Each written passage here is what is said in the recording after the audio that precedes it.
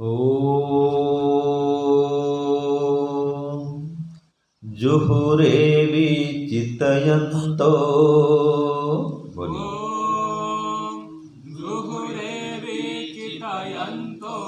अनिमिषं निम्रं निम्रं पान्ते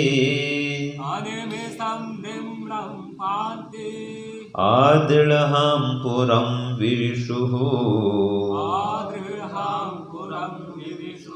आदृळहां पुरं विविशुः ॐ जुहुरे विचितयन्तो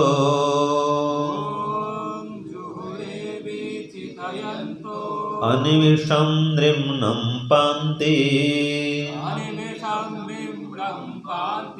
आदृळहां पुरं विविशुः आदृळहां पुरं विविशुः ओम। हे ईश्वर, हम यह पठन पाठन आपको प्राप्त करने और कराने के लिए साधन के रूप में करने जा रहे हैं। इस कर्म को और इसके कर्म फल को भी आपको अर्पित करते हैं। ओम शांति शांति शांति। सबको सादर नमस्ते जी।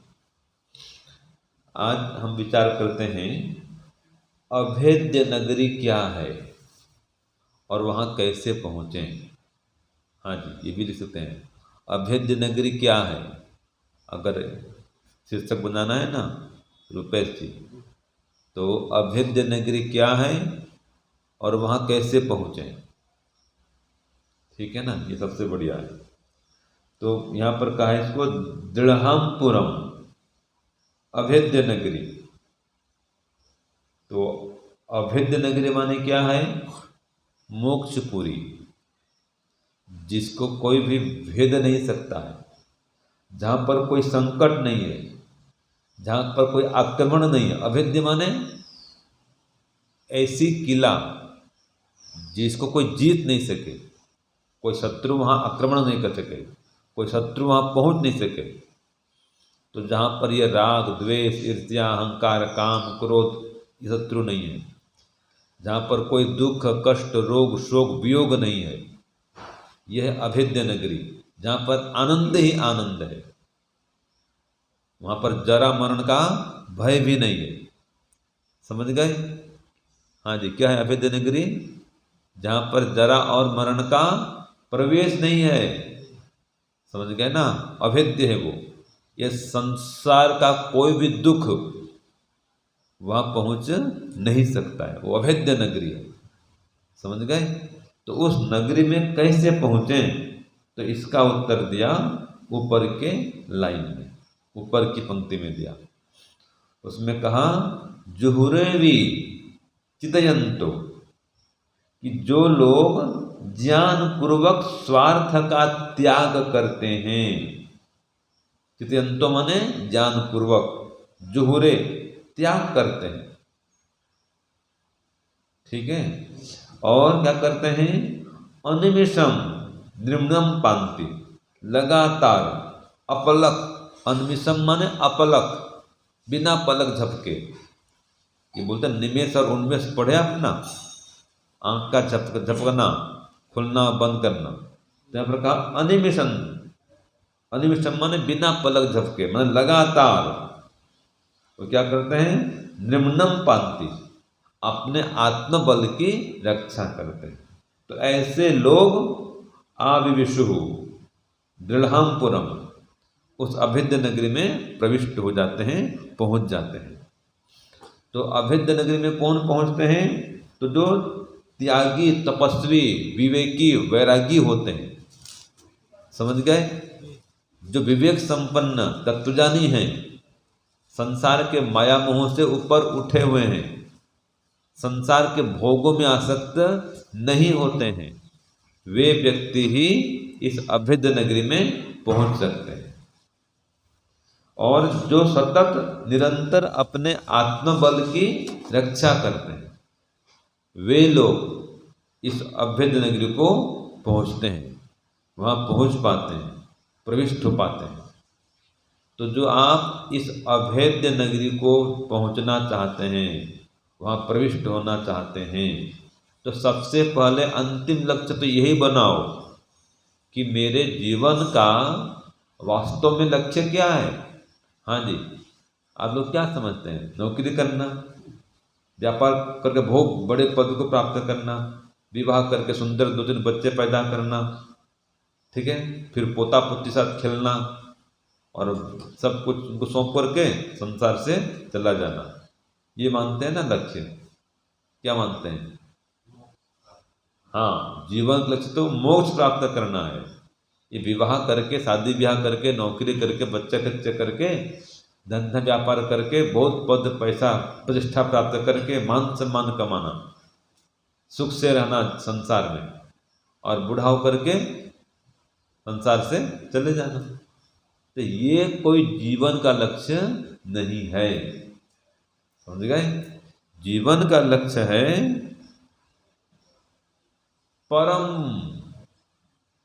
परम से परम आनंद को प्राप्त करना, सभी दुखों से छुटकारा पाना। तो ये संभव है मोक्ष प्राप्त करने से।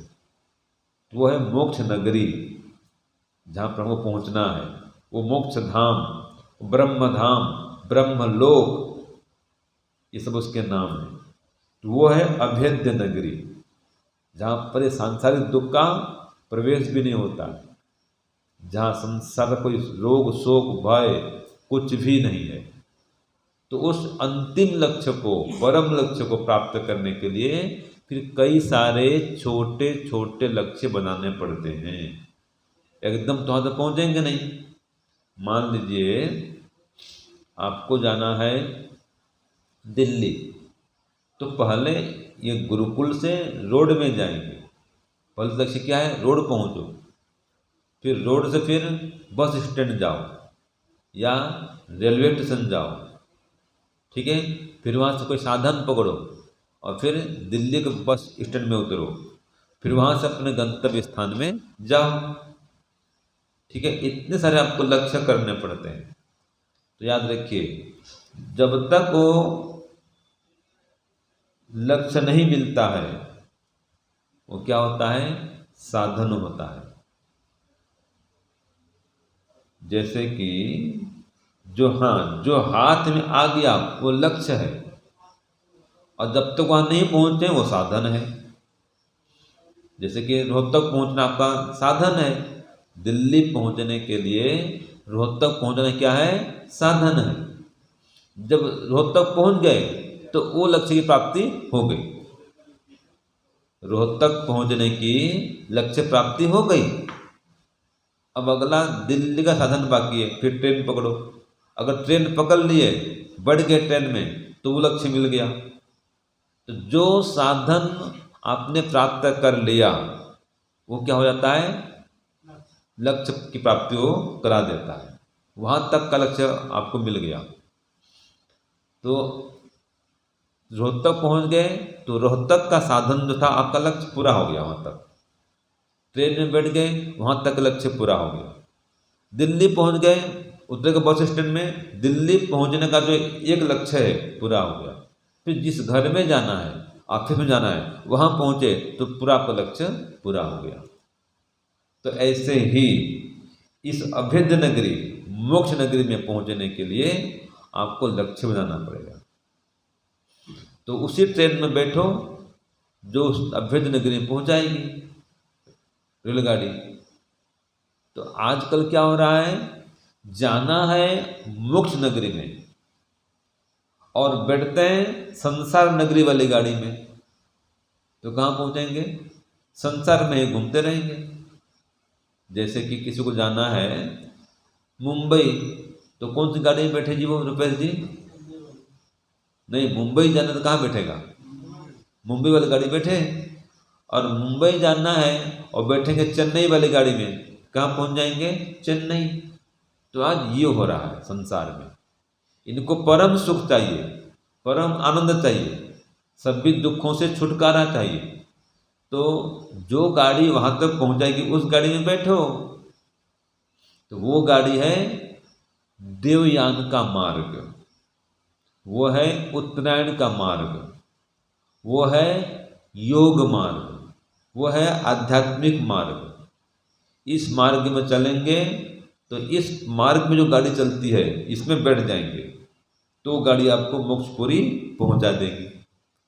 और आजकल उल्टा चलते हैं, आजकल चलते हैं भौतिक मार्ग में, आजकल चलते हैं भोग मार्ग में, सांसारिक मार्ग में। तो ये गाड़ी तो यहीं पर घूमती रहती है, ये प्रवृत्ति के मार्ग है।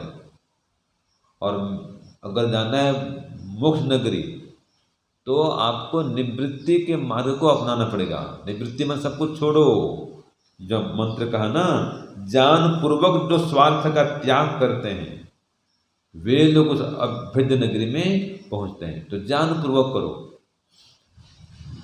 अज्ञान पूर्वक भी त्याग होता है क्या जी? रुपेश जी, यहाँ पर कहा जान पूर्वक त्याग करो, तो अज्ञान पूर्वक भी त्याग होता है? नहीं होता है। होता है, अज्ञान पूर्वक भी त्याग होता है। जैसे कि घर में बाल बच्चे पति पत्नी सभी लोग हैं, कभी झगड़ा हो गया पत्नी से, कोई काम से, कोई बात से झगड़ा हो गया, झगड़ा होते बस मैं जा रहा हूँ, गया और साधु बन गया, तो वो अज्ञान पूर्वक त्याग किया है। अज्ञान पूर्वक क्या झगड़ा से किया, वो क्या मार्ग है, क्या साधन है, विवेक तो हुआ नहीं, वैराग्य तो हुआ नहीं। बिना वैराग्य के खाली झगड़ा होने से रूठ करके घर से चला गया। जब जाता है 1 मास 2 मास रहता है, फिर घर की आती है याद, अरे बच्चे क्या करते होंगे, पत्नी क्या करती होगी, कुछ छोड़ के आए नहीं, क्या खाते पीते होंगे, अब रोता है और फिर लौट करके फिर घर को आता है। तो इसने अज्ञान पूर्वक घर का त्याग किया था, विवेक नहीं था उसमें, ठीक है। और जो ज्ञान पूर्वक संसार की असारता को, संसार में दुख देख करके, संसार में इतने सारे रोग हैं, दुख हैं, कष्ट हैं, वियोग हैं, इन सब को देख करके जो ज्ञान पूर्वक त्याग करता है ये घर संसार का, वो व्यक्ति इस अभेद्यपुरी में पहुंच सकता है। तो एक नियम ये कहा कि घर का जो माया मोह है उसको छोड़ना पड़ेगा भाई। जो स्वार्थी वृत्ति है, मेरा घर, मेरा परिवार, मेरा व्यापार, ठीक है ना, मेरी माँ, मेरे पिताजी, मेरे भाई बहन, मेरा धन, मेरी संपत्ति, ठीक है, ये जो मेरा मेरा है इसको छोड़ना पड़ेगा। और दूसरा, आत्मबल को बढ़ाना पड़ेगा। जो आप आध्यात्मिक मार्ग में आएंगे, आत्मबल चाहिए, ईश्वर को सहायक बनाना पड़ेगा, धर्म को धारण करना ही पड़ेगा। याद रखिए, धर्मो नित्य सुख दुखेतु अनित्य। लिखो, धर्मो नित्य सुख दुखेतु अनित्य। ये आता है महाभारत में कि धर्म नित्य है और ये सुख दुख तो अनित्य है। संसार का सुख आज मिला है ना, कल नहीं रहेगा। दुख भी आता है, वो भी छूट जाएगा, फिर सुख आएगा, वो भी छूट जाएगा। ये संसारी सुख दुख लगे रहेंगे। जो इनसे सर्वथा छूटना चाहते हो तो धर्म को धारण करो, वो है योग धर्म। वो धर्म कौन सा है? योग धर्म अपनाओ, विवेक वैराग्य का धर्म अपनाओ, वो धर्म आपको मोक्ष तक पहुंचा देगा।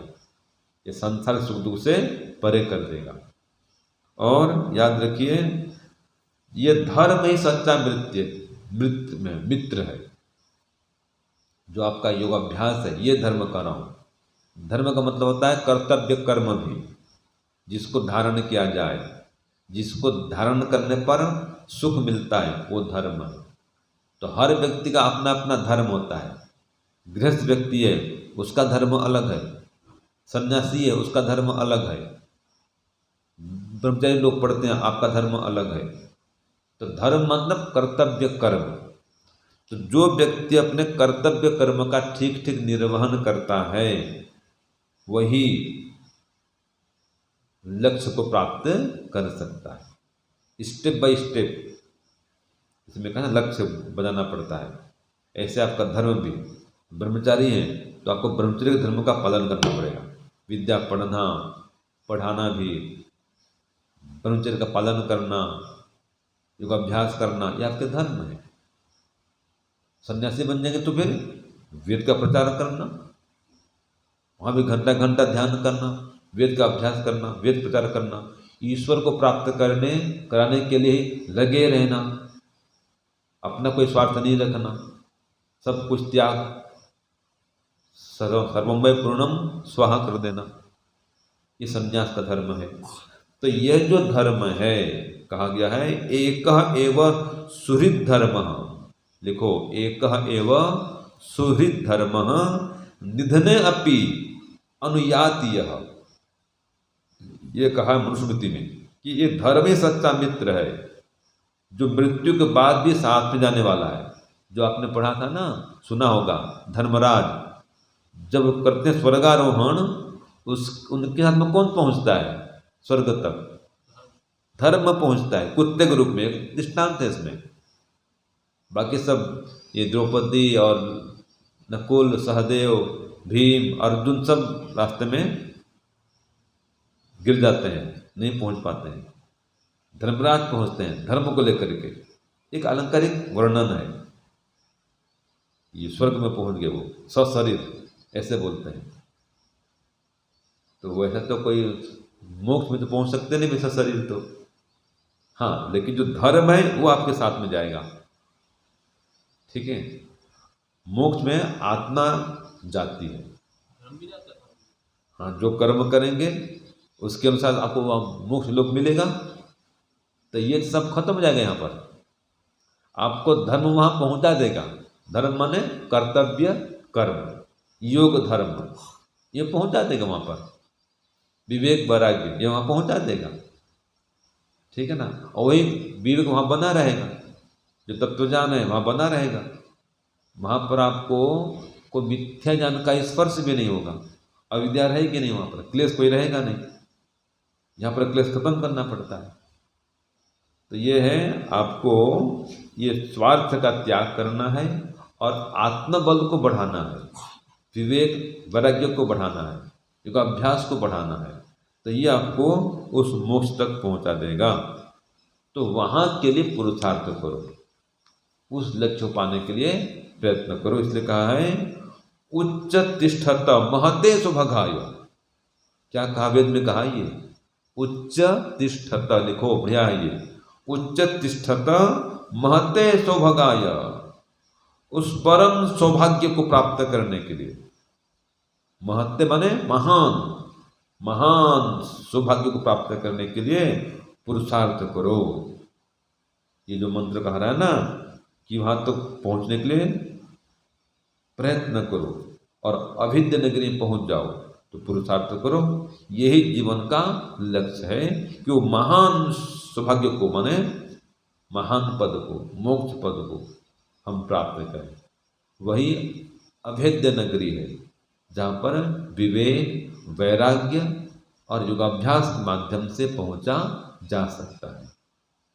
संसार के माया मोह को छोड़ करके, संसार में आसक्ति को तोड़ करके, भोगों में प्रवृत्ति को नष्ट करके वहाँ पर पहुँचा जा सकता है। तो जब तक संसार के विषयों में आसक्ति है वहाँ नहीं पहुँच सकते। ये सब का त्याग करना पड़ेगा। जब तक संसार का सुख लेते रहेंगे, ईश्वर का सुख मिलने वाला नहीं है, समझ लो।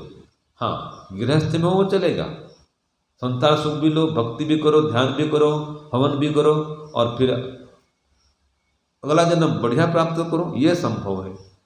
लेकिन मोक्ष में जाना चाहते हैं और सोचे में हाँ संसार का भी सुख लेते रहो और मोक्ष पहुंच जाऊं, ऐसा नहीं होगा भाई। मोक्ष में जाने के लिए संसार सुख को छोड़ना पड़ेगा, दोनों कोई मेल नहीं है। संसार सुख छोड़ो तो मोक्ष सुख को पाओ। तो संसार सुख अगर ले रहे हैं तो ये जन्म और मरण के चक्कर में पड़े रहेंगे। ये पितृयान का मार्ग है।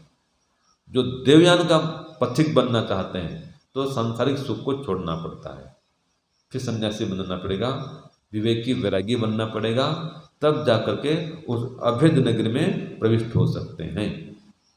ठीक है, तो लक्ष्य वहां तक पहुंचने का है। इसके लिए कई सारे छोटे छोटे लक्ष्य बनाए। जो लक्ष्य मिल गया आगे बढ़ गए, नहीं मिला साधन है वो। ठीक है, तो कई सारे छोटे लक्ष्य को पाना पड़ेगा, फिर अंतिम लक्ष्य तक पहुंच सकते हैं। यही जीवन का अंतिम पुरुषार्थ है। ओम शांति ओम शम। सबको सादर नमस्ते।